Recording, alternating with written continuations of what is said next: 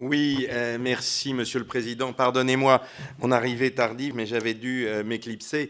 J'ai écouté avec grand intérêt la partie de votre témoignage que j'ai entendue sur les principes. Je ne peux qu'être touché. J'ai prêté le même serment que Michel Tubiana, porté la même robe en mon temps. Donc les principes, nous pouvons les avoir en commun. Après, j'ai des questions pratiques et concrètes à vous poser. J'ai entendu que vous teniez, et nous l'avons tous plaidé pour ceux qui l'ont fait, la notion de proportionnalité dans les moyens appliqués. Alors je voudrais vous poser, je vais me limiter à deux questions et à une remarque. Apparemment, vous êtes hostile à l'obligation de déclarer une manifestation puisque vous considérez que que la réunion non... Ça ressemblait à ça. Alors, en tout cas, Madame Saint-Père, vous évoquiez des textes internationaux qui considéraient qu'une manifestation non déclarée devait être protégée d'une manière similaire. C'est bien ça ce que vous avez dit.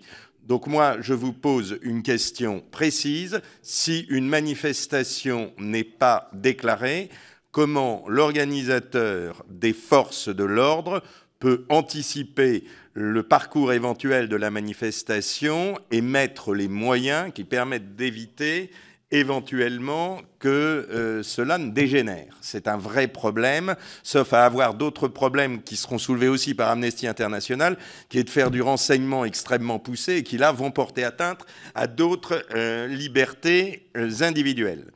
Par ailleurs, concernant la neutralisation des fauteurs de troubles et des interpellations, que vous parlez régulièrement encore d'usage disproportionné. Donc, qu'est-ce que vous proposez pour qu'on les interpelle efficacement?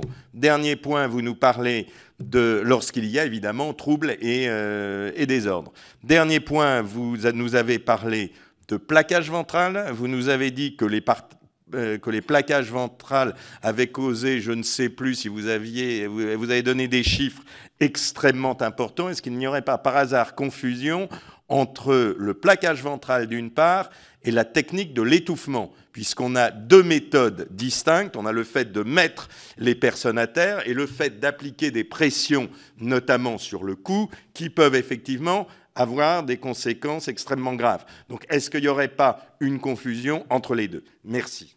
Merci. Je vous demanderai